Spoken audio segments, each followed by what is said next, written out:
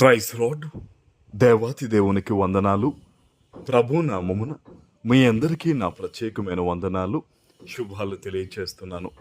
ఈ దినము కొరకు ఏర్పాటు చేయబడిన దేవుని వాగ్దానము యెహోషువ గ్రంథము 23వ అధ్యాయము 10వ వచనము. మీ దేవుడైన యెహోవా మీకిచ్చిన మాట చొప్పున తానే మీ కొరకు యుద్ధము చేయువాడు గనుక మీలో ఒకడు 1000 మందిని తరుమును. దేవుని నామానికి మహిమ కలుగునుగాక. ఈ ఉదయకాల సమయంలో సర్వ సృష్టికర్త అయిన నీ తండ్రి గొప్ప వాగ్దానాన్ని నీకు అందిస్తూ ఉన్నారు. ఆనాడు తన బిడ్డలకి దేవుడిస్తున్న మాట చూడండి. మీ దేవుడైన యెహోవా మీకిచ్చిన మాట చొప్పున తానే మీ కొరకు యుద్ధము చేయును.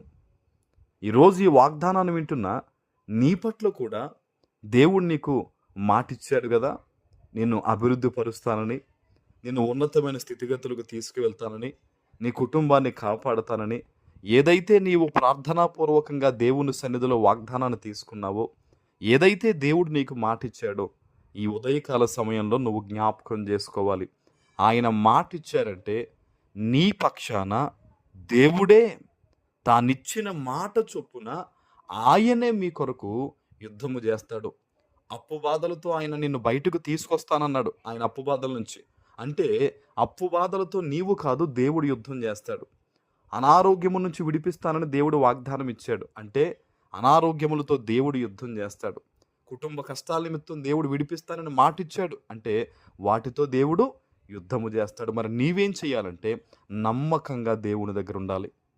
ఆనాడు ఈ యెహోషువ గ్రంథంలో మీరు చదివితే అనేక సందర్భాల్లో దేవుడు చెప్తాడు, ధర్మశాస్త్రము చొప్పున నడుచుకోండి, దేవునికి వ్యతిరేకులు కాకండి, దేవుని మాట చొప్పున మీరు జీవించండి అనే అనేక సందర్భాలు మనం చూస్తాం.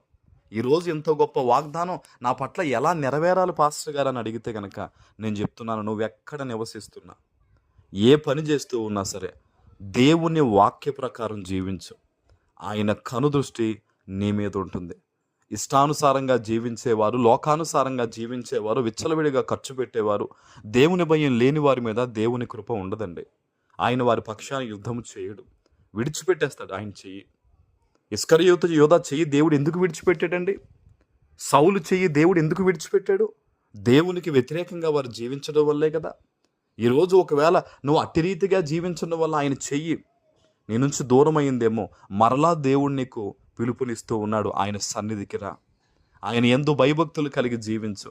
ఆయన తప్పక నీ పట్ల ఇచ్చిన వాగ్దానాన్ని ఆయన నెరవేరుస్తాడు. ఆయన చెప్తున్నాడు చూడండి, మీలో ఒకడు 1000 మందిని తరిమే బలాన్ని ఇస్తారట. హల్లెలూయా. సంసోను గురించి మనం చదువుకున్నాం.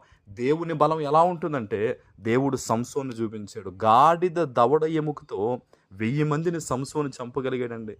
1000 మందిని. మరి దేవుని బలం కాదా అది? దేవుని ఆత్మ నడిపింపు కాదా? ఈరోజు నువ్వు అనుకోవద్దు, నేను సాధించగలనా, నా వల్ల అవుతుందా, నేను గొప్ప పొజిషన్కి రాగలనా, నా బిడ్డలను ఉన్నతమైన చదువులు చదివించగలనా అని అనుమానం నీకొద్దు. దేవుడు నీకు తోడై ఉంటే సమస్తము నీకు సాధ్యమే. ఆమేన్. ఆయన నీ పక్షాన్ని యుద్ధం చేస్తే అసలు నిన్ను ఎదిరించే శత్రువు ఎవడు దరిదాపులకు ఎవరు రారు. హల్లెలూయా. ప్రభు చెప్తున్నాడు, ఆయన మాట ఇచ్చిన ప్రకారం తానే మీ కొరకు యుద్ధం చేస్తారట. కాబట్టి నువ్వు దిగులు పడొద్దు, అధైర్యపడొద్దు.